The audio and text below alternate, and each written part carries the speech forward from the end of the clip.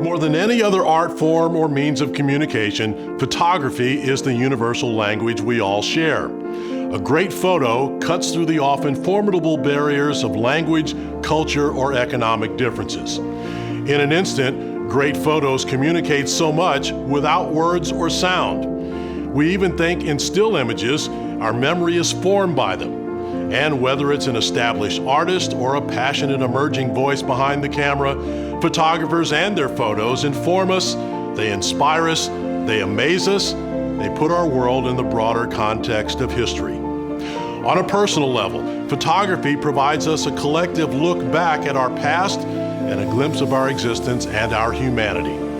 On a broad scale, a photo has the capacity to unite people, ignite change, and even capture the course of history, often as it changes. With much respect and appreciation for the great writers over time, photographers are the true storytellers of our lives. Tonight, we are here to embrace and celebrate these visual storytellers and the effect their art has on the lives of many. We thank and recognize you for your work beyond the camera, as well as your vision and innovation. But above all, we thank you for sharing it with us and the world. Thank you, Art. And thanks to all of you for joining me tonight. It's an honor to serve as your honorary chair for the International Hall of Fame Awards celebration. As some of you might know, I've been known to strum a guitar or play a keyboard or so. But I must tell you without hesitation that holding a camera in my hands and looking through the lens at the world has been one of the passions of my life. One of the biggest honors and thrills in my artistic career was being inducted into this prestigious Hall of Fame in 2016. It's a place that celebrates and promotes the history, the art, and the science of the most ubiquitous art form on earth, photography. In addition to tonight's inductee class, we also want to recognize the wonderful committee of community and civic leaders who helped us get here tonight, especially our induction committee co-chairs Joni and Drew Karanjeff, and our event ambassadors Mark Braun and Robert Denlow.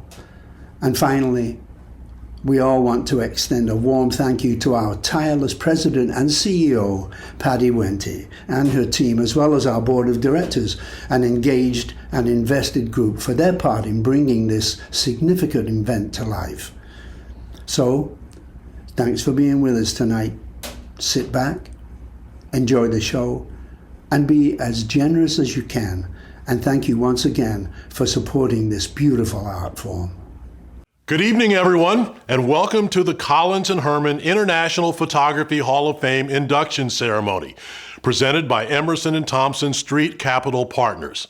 My name is Art Holliday, and I'm thrilled to be your host this evening in celebrating the 2021 Hall of Famers and awardees. Tonight's ceremony is made possible by the generosity of our title sponsor, Collins and Herman, our presenting sponsors, Emerson & Thompson Street Capital Partners, our dinner sponsor, Dick Miles and Pat Whitaker, and many additional companies and individuals that you can find in your program or online tonight. This year's induction event was led by event co-chairs Drew and Joni Karanjeff. Please welcome Drew and Joni. Thanks, Art, and thanks to all of you for joining us tonight. Joni and I are honored to serve as event co-chairs of the 2021 Induction and Award Ceremony. We want to thank the wonderful committee of community and civic leaders who helped get us to tonight, especially our committee ambassadors, Bob Denlow and Mark Braun. Drew and I really wish we could be together with all of you to meet the incredible photographers and organizations being honored tonight. We miss you and we miss visiting with you. We so look forward to our celebration dinner and being together, but our main concern was protecting everybody's health. Thanks again for being with us. Sit back, relax, enjoy the show, be as generous as you can be to support the International Photography Hall of Fame and Museum. Thanks, Drew and Joni, for your steady leadership this year. The IPHF honors those who have made major contributions to the field of photography. That's one of the central charges of our mission, and we take that charge very seriously, especially since we are the only International Photography Hall of Fame in the world. The IPHF includes, as Drew said, the best of the best. Only 109 members, soon to be 115. The most talented, most visionary, and most creative and innovative photographers, inventors, and organizations. The unenviable task of choosing who is worthy of being a Hall of Famer is assigned to a committee of the Board of Directors. Congratulations to the committee and its chair, Bob Bishop, for submitting another stellar class of inductees.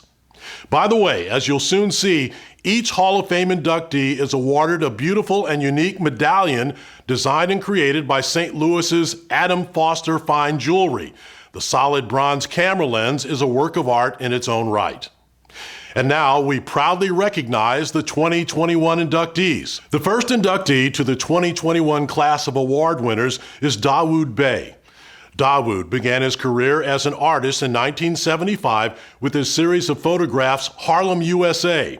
These images were later exhibited in his first one-person exhibition at the Studio Museum in Harlem in 1979. He is known for his large-scale art photography and street photography portraits capturing the relationship of American adolescents to their community, as well as other commonly marginalized subjects. Throughout his career, he has received several artist fellowships and in 2019 was awarded the Infinity Art Award from the International Center of Photography in New York. His art has shown at numerous group and solo exhibitions around the world, most recently opening his retrospective exhibition, An American Project, at the Whitney Museum.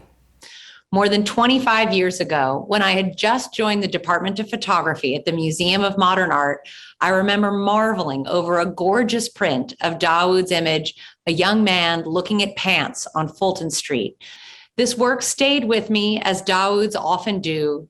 The cool detachment of the photo subject seemed a dramatic counterpoint to the passionate commitment of its maker. Now I find myself at Aperture, where as executive director, I report to Dawoud, an esteemed trustee.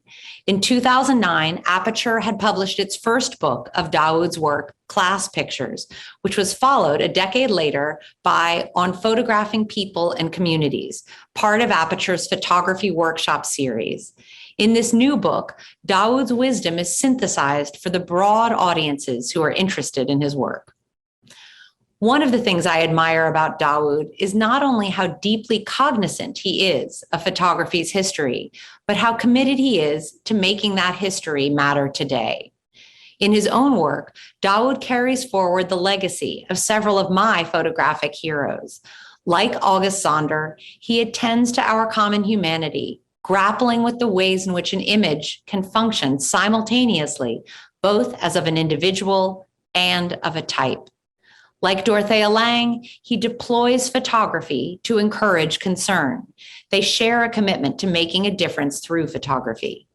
And last, but certainly not least, like Roy DeCarava, he wrests beauty from the darkest shadows of the photographic spectrum. Through his work and through his words, Dawoud is always making room at the table. It's a joy to be able to acknowledge the importance of what he's achieved. Congratulations, Dawoud. My first project in Harlem in 1975, Harlem, USA, I wanted to reconnect to the community to make work that had been such an important part of the social and cultural history of African American experience. I also thought that it was important to show these photographs in the community in which the photographs had been made, to give the people who were the subjects of the work an opportunity to see themselves in an exhibition space, to be as much a part of being the audience as they were the subjects. And this led to my first exhibition at the Studio Museum in Harlem.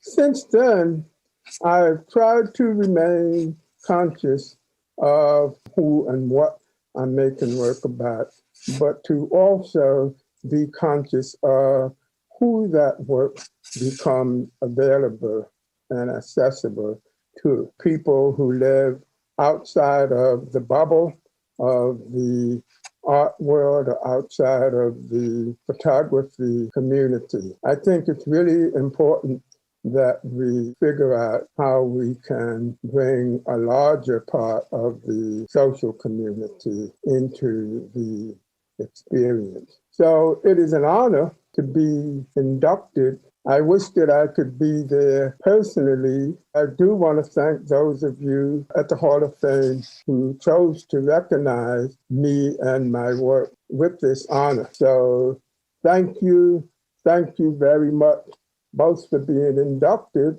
and for this very beautiful award. At just 16 years old, Larry Burrows began working at Life magazine's London bureau, running errands as a tea boy for the staff. He was exposed to some of the world's best photojournalism and was inspired to begin shooting on his own. Burrows is best known for his 9 years of work capturing the Vietnam War, where he differed from many of his fellow photojournalists at the time by photographing the war in color. His photographs reveal the human perspective behind war, and with color, delivered a greater sense of immediacy and heightened reality. Larry Burrows' son, Russell Burrows, will be accepting this award on behalf of his father. Here to tell us a bit more about Larry is Pulitzer Prize-winning American photographer David Hume Kennerly. Hi, I'm here to introduce Russell Burrows. His dad, Larry Burrows, was a personal hero of mine. When I was in high school, a most incredible article came out in Life magazine. It was called Yankee Papa 13, shot by the photographer Larry Burrows. I had already started in the business, but that story had a profound impact on me and the rest of my career. It started with this guy who was carrying a gun and smiling, and then came the mission. And one of the things that was astonishing about Larry Burrows was not just the fact that he was a great photographer, but he mounted cameras on the machine guns, and he had, it was like a virtuoso performance. And when I saw the story, it had a beginning, a middle, and an end. The beginning was the happy-go-lucky Farley, and then they ran into a combat situation where one of their other choppers got shot down, and they went to rescue two of the crew members from that chopper. And meanwhile, Larry is photographing the whole thing. And the cover of Life shows one of the wounded people in the foreground and Farley screaming. It's an amazing photograph, powerful. I think what really captured it for me was the last picture with Farley alone weeping in a warehouse. And it was like a Shakespearean play. It had a whole arc. And I learned from that moment how powerful photography could really be. But Larry Burrows remains a hero. Without him, I'm not sure I ever would have taken the path I did in photography. And I'm so sorry I never got a chance to meet him and to thank him personally. But in a way, you're doing this by awarding him this great honor in the Photography Hall of Fame. And thank you for having me. Thank you, David. It's extraordinary to be back here to become part of the International Photography Hall of Fame on behalf of my father, Larry Burrows. Last year, as I listened to inductee Jay Mizell list the names, parents and teachers and others who had helped him on the way up, it struck me that my father had never had anyone like that. The help that he did get was from many of those honored here. He started work in a darkroom before he was 16. Things changed when that darkroom became the lab in Life's London office. And he suddenly found himself in the company of some of the greatest photographers of the day. He learned from them, and he taught himself about film, about reciprocity factors and polarized light. It was much later that he became fond of the term band of brothers. But many of the photographers from those days became friends and have been inducted here.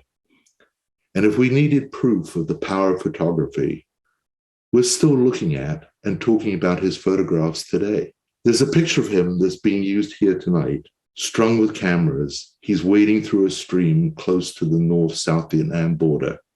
He deeply believed that it was his responsibility to show the world, honestly, the truth about war. In Yankee Papa 13, an essay singled out by the Hall of Fame, through a helicopter squadron and a single 21-year-old Marine, was the death right there on the cover of Life of a young helicopter co-pilot. That magazine, one of about 8 million delivered that week, arrived here in St. Louis at the young pilot's mother's home, just days after his burial at Jefferson Barracks. I want to recognize that pilot and all the subjects of my father's photographs while we honor his photography. For my father, for his family, thank you for this magnificent medallion. Philip-Lorca diCorcia's work creates a link between reality, fantasy, and desire. During his early career in the later 1970s, diCorcia would stage friends and family within scenes, which to viewers appeared spontaneous. diCorcia's images brought the viewer beyond the realm of banality, inspiring a consciousness to the psychology and feelings had in real-life experiences. To tell us more about Philip-Lorca is Greg Lillet, gallery partner and artist liaison with David Swerner Gallery. American photographer Philip-Lorca diCorcia emerged in the 1980s as part of a generation of photographers who sought to explore and challenge the boundaries of the medium. Over the past 4 decades, he has become known for his meticulously planned and executed photographs involving a variety of individuals, including friends, relatives, strangers, models, pole dancers, and street hustlers. He has been influential in reinventing the genre of street photography and the photographic notion of the decisive moment. He began to push against a strand of street photography whose makers rapidly shot many exposures in order to get a final few images, attempting to capture the real world at a particular moment in time from a specific point of view. Instead, diCorcia was determined to capture a particular moment in time by setting parameters, manipulating circumstances, and ultimately creating images that were at once random and planned. diCorcia came to prominence in the early 1990s when he began working on his infamous Hustler series. With grant money awarded to him by the National Endowment for the Arts, diCorcia created a bold series of tender and poignant images that to this day challenge our ideas of humanity and individuality, opportunity and abandonment, inclusion, and political division. Taken almost 30 years ago in Los Angeles, this seminal body of work changed the face of contemporary photography and landed the artist's first solo museum exhibition at the Museum of Modern Art in New York in 1993. But it was with his iconic Heads street photographs of 2001 that he gained even more widespread recognition. diCorcia's later success and recognition as a fine art photographer led him back into the commercial world of fashion photography. The fashion world was drawn to diCorcia's street photography from the early 1990s. First, they copied him, then they asked him to take photos for them. Philip-Lorca diCorcia continues to create images that challenge our ideas of beauty and banality while celebrating the notion of the predictably unknown. It is with great honor that I introduce this year's inductee to the International Photography Hall of Fame, my dear friend and essential photographer, Philip-Lorca diCorcia. You know, the world of photography changed enormously. When I was living in Boston, the idea of having a fine art career in photography was just not happening. That's part of the reason why I began to do commercial work.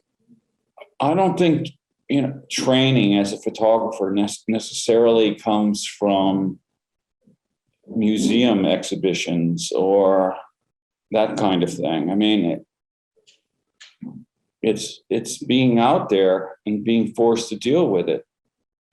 I think some of the greatest images that I can recollect were made by Robert Frank. At Yale, I was more or less bored by Walker Evans. But now it's kind of flipped. I'm interested by Walker Evans and less interested by Robert Frank. I think I hold down a little bit of the old school and I am old school. I still use film.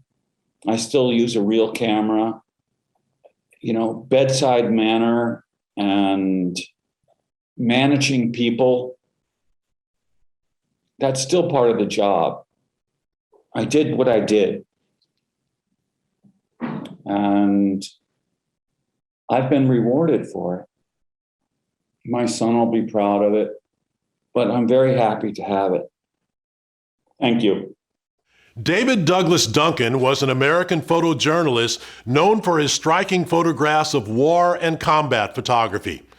His photojournalistic career began in college when he captured photos of a hotel fire in Tucson, Arizona. After graduating from the University of Arizona, he began freelance work for journals such as the Kansas City Star, Life, and National Geographic magazine, and later joined the Marine Corps working as a combat photographer. Duncan is known for his extensive photographs taken during the Korean War, and having witnessed the horrific consequences of the fighting, he sought to give back. In 1951, he released his book, This is War, which contained many of his photographs from Korea. The proceeds from his book were donated to widows and children of Marines who died in combat. Aside from his war photography, David Douglas Duncan is also known for his extensive photographs of Pablo Picasso and Jacqueline Roquet, in which he published a total of 7 books. David passed away in June 2018 at the age of 102. Here to accept David Douglas Duncan's award is Head of Description and Access Visual Materials from the Harry Ransom Center of the University of Austin, Mary Alice Harper. Good evening. It gives me great pleasure to join you as we celebrate the induction of David Douglas Duncan into the International Photography Hall of Fame. I have no doubt David would have accepted this honor with humility and gratitude. And I also know he would be immensely pleased to be inducted alongside his great friend and colleague, Larry Burrows. David would go on to bring some of the most compelling and memorable images to the world, first through the pages of Life magazine, and later through his more than 25 books. A journalist of the utmost integrity, David never wavered in his desire to capture an accurate visual account of the world around him, be it from the high Atlas Mountains of Morocco, the grim reality of the battlefield, the private world of an artist, or a presidential candidate's hotel room. And it was that integrity that led Duncan to quit Life magazine on more than one occasion when he realized his images were being used to illustrate a contradictory story. It also compelled him to begin publishing his own books, beginning with This is War, his unflinching coverage of the first 7 months of the Korean War that was designed, as he says in the preface, to show what war did to a man. Later, at age 50, it compelled him to come out of semi-retirement, resume his Marine training, and go to Vietnam to document and protest the war. It resulted in his books, I Protest and War Without Heroes. Duncan's curious eye and his warm personality brought him into the private world of Pablo Picasso, giving the world a glimpse of the artist at work and at play, something no one had ever seen. David's work has inspired many photographers throughout the years and continues to do so. So I have no doubt he would applaud the mission of the IPHF and feel right at home here. On behalf of Sheila Duncan, I would like to thank the induction committee for this great honor. And I would like to thank Russell Burrows, too, for giving me the privilege of accepting this award on Duncan's behalf. Sally Mann began photographing when she was 16 years old and was initially introduced to photography by her father, who encouraged her interest in the medium. She is known for her photographs of intimate and familiar objects rendered both sublime and disquieting. Throughout her career, Mann has won numerous awards around the world, from Time Magazine's America's Best Photographer in 2001 to the Andrew Carnegie Medal for Excellence in Nonfiction for her book Hold Still, a memoir in photographs. Here to introduce Sally is Sarah KENNEL, Aaron Siskin Curator of Photography and Director of the Racer Center at the Virginia Museum of Fine Arts. Sally Mann is without a doubt one of the most important living photographers. She was even dubbed by Time magazine in 2001 as America's best photographer. And yet her induction into the International Photography Hall of Fame is important today, for in many ways, the full scope and impact of her work has yet to be recognized. She has always set herself apart by her risk-taking and her determination to follow her own path. To some critics, this path would appear dilatory and even meandering, when in fact she was simply ahead of her time. And to others, her work was simply too much, too romantic, too controversial, or too ambiguous. Published in 1992, Immediate Family refuted the stereotypes of childhood, offering instead an unsettling vision of its complexity. These stunningly beautiful and exquisitely printed pictures explored with almost painful intimacy the experiences of both childhood and motherhood.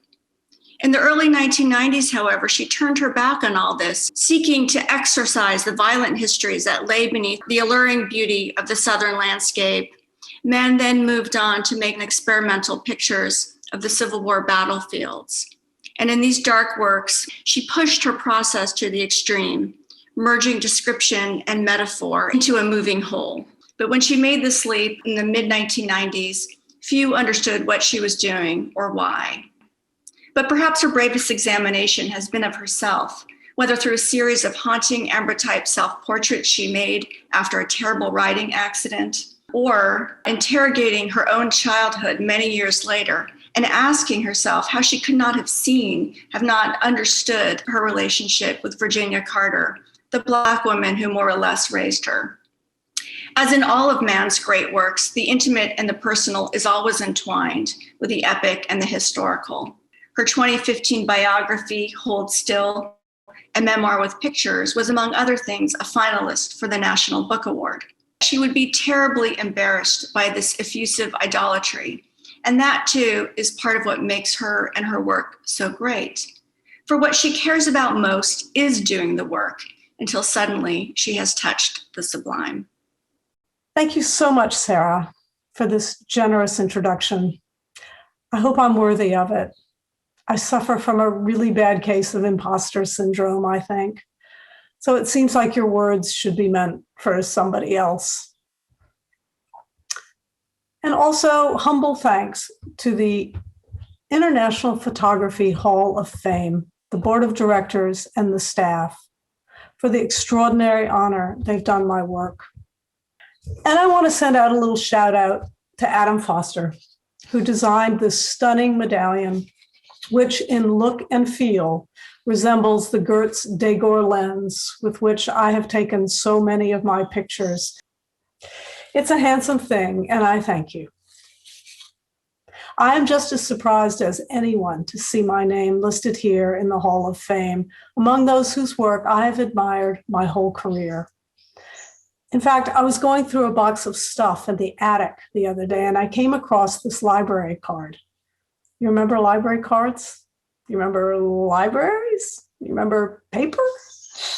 As you can see, I checked out Bruce Davidson's seminal book, East 100th Street, twice, once in 1973 and once in 1975.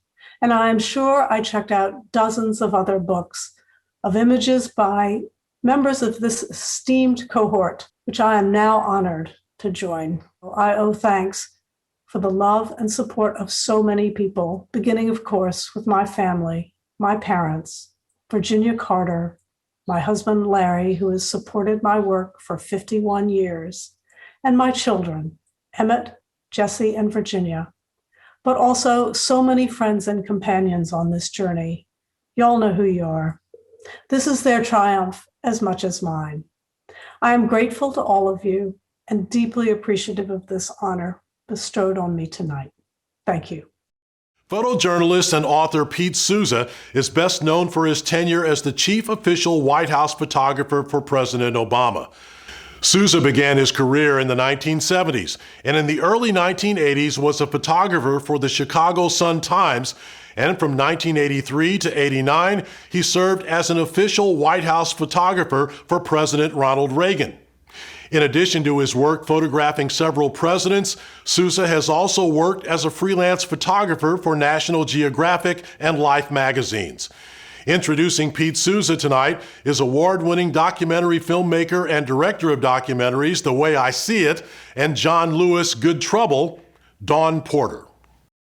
In my work as a documentary filmmaker, I use moving images, but we often look to the still when we want to express something really deep and emotional. I want to tell you about the first time that I met Pete Souza. He was meeting with us to show us some of his photographs, and we were discussing the possibility of doing a documentary about them. I think he was a little bit skeptical.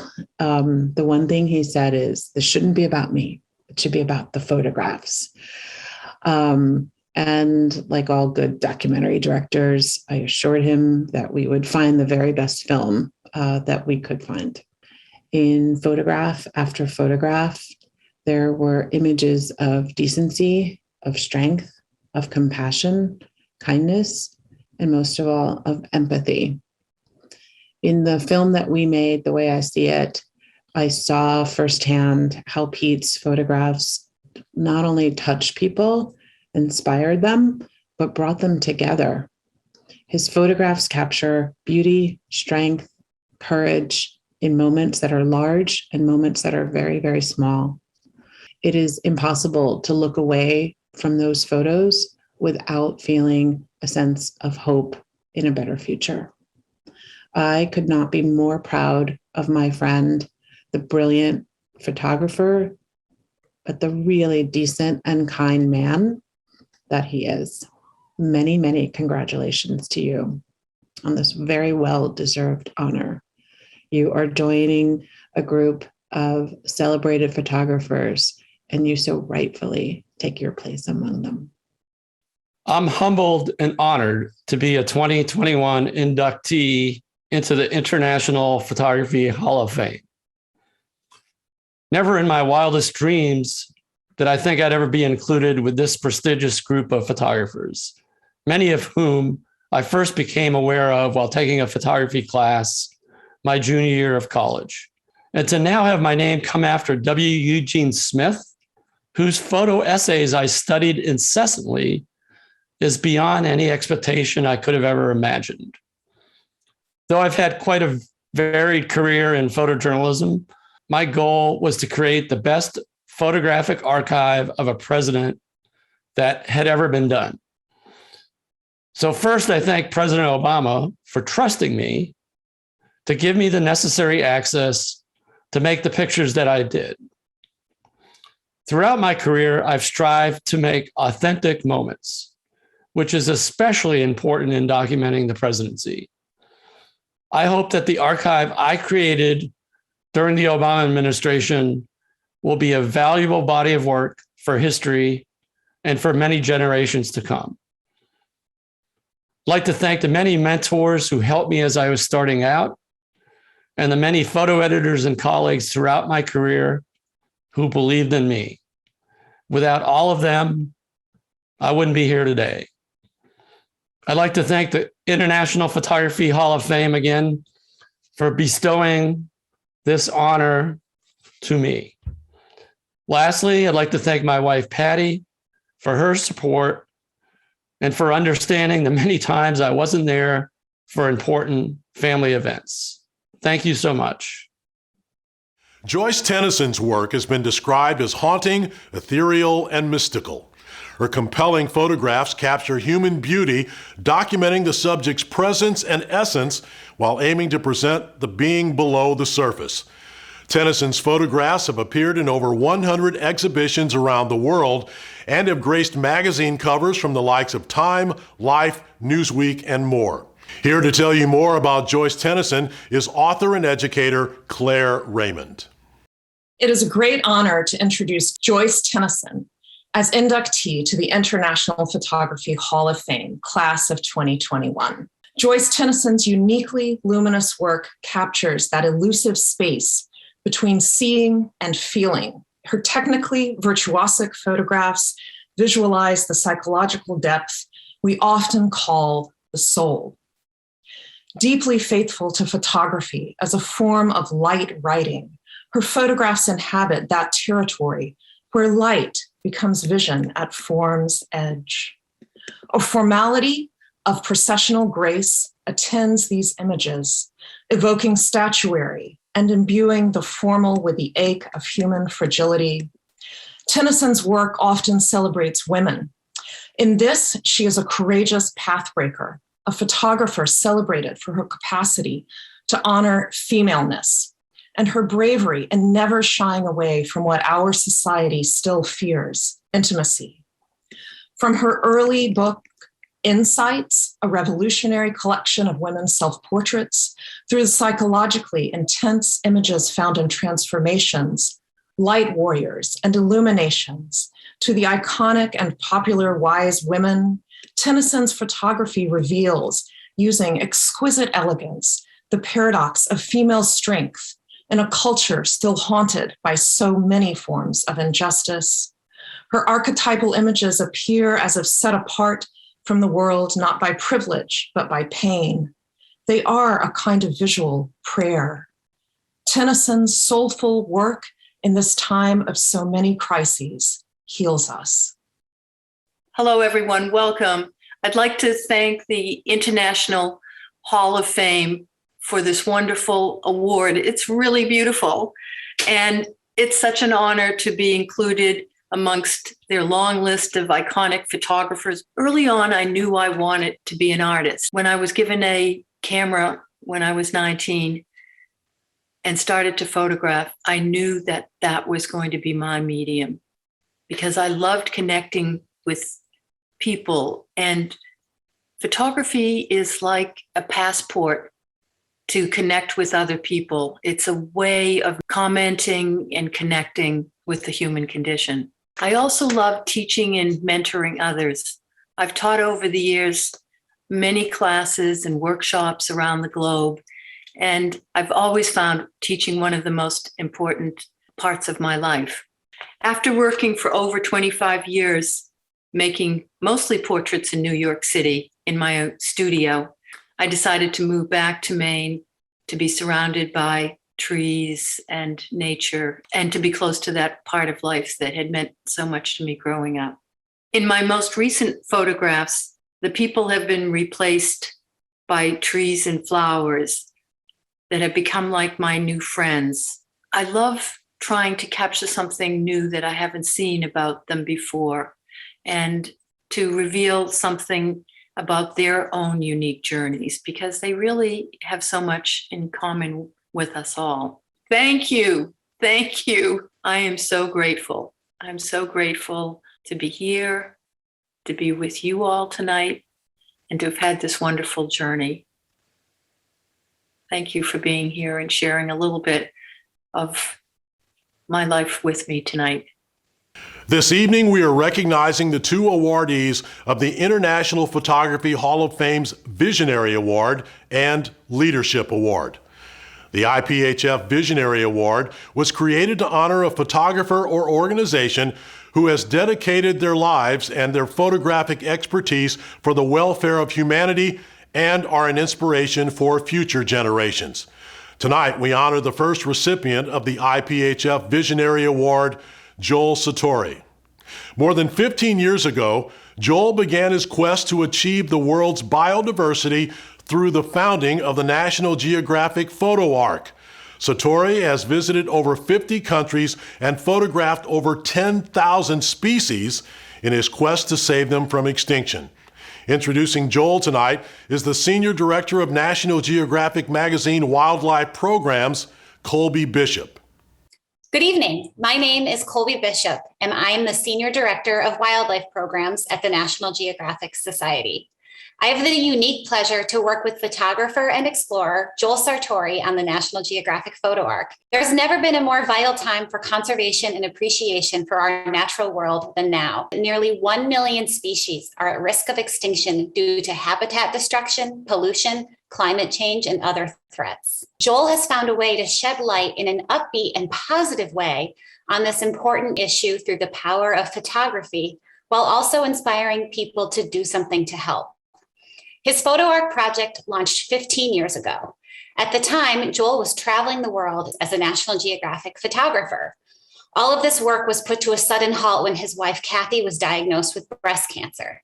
Kathy is fine now, but that year, Joel found himself at home caring for her and his 3 children.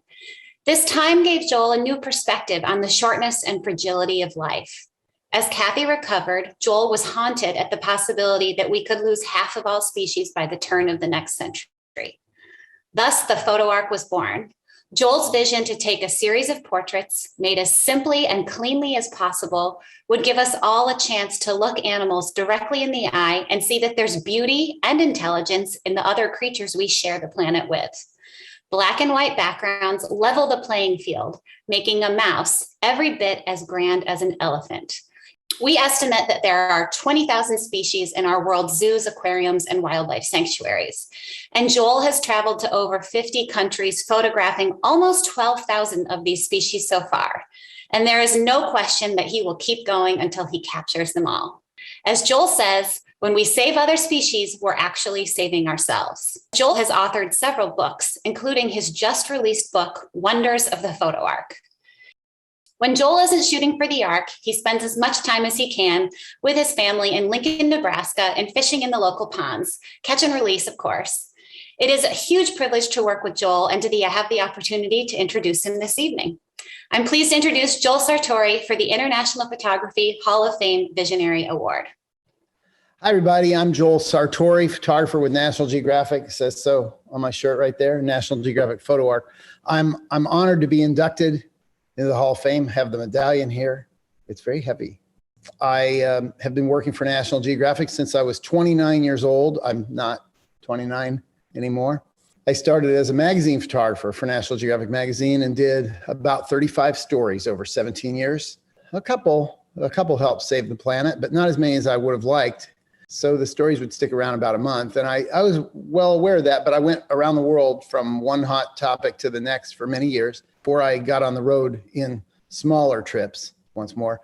I would wander around the house and look at the walls and see prints of Audubon's painting of birds. A lot of the birds he knew weren't going to make it. They were going to go extinct due to basically humans altering the landscape. And I looked at Edward Curtis's photographs, and I looked at George Catlin's paintings of Native Americans. And they too in their lives could see that things were going to change drastically for those people because of European settlement. And I thought during the year at home, this is what I want to do going forward. I think I want to try to create a lasting document that sticks around and maybe goes to work to help save species that people have never heard of. Animals that live in muddy water or in the soil or high up in trees, small animals that we'll never get to meet and are at risk of extinction. And the common ones too, they're all wonderful. We just celebrated our 15-year mark, and we figure the world has about 20 to 25,000 species in human care in aquariums, wildlife rehab centers, rescue centers, sanctuaries, zoos. So we keep going around the world to capture those. So I believe in the mission, and I'll probably do it till I die. And that's the end of my story pretty much. So thank you again. And that's it. PPA, the world's largest nonprofit photography association, organized for professional photographers by professional photographers. With more than 150 years of history, PPA's long narrative parallels the origins of photography itself. The organization aims to create a vibrant community of successful professional photographers by providing education, resources, and industry standards of excellence. Here to accept the Leadership Award is PPA President Mary FISK-TAYLOR.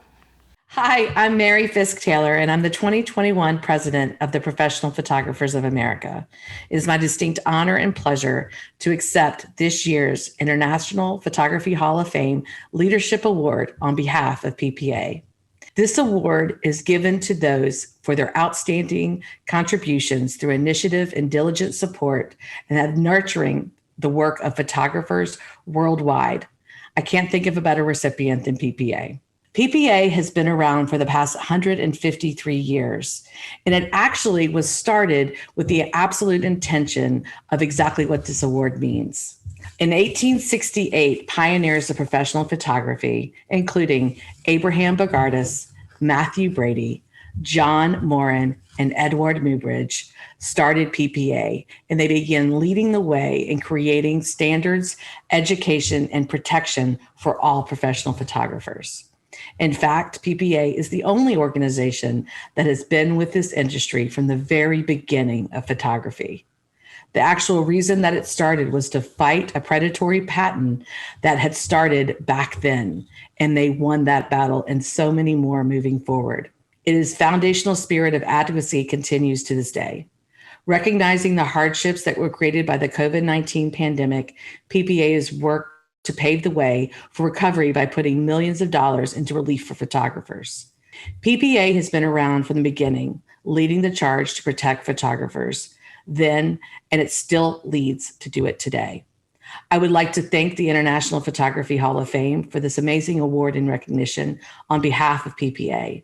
And to all the former inductees and those that have received it before us, it is truly an honor to follow in your footsteps. Thank you so much. Thank you all, and congratulations to the International Photography Hall of Fame class of 2021 inductees. This has been an extraordinary evening with the greatest photographers in the world recognized for their remarkable work. And they are now part of a larger society of excellence, the IPHF Hall of Fame. We hope you've enjoyed the 2021 IPHF Hall of Fame induction ceremony. Thanks to all of you. Please be safe.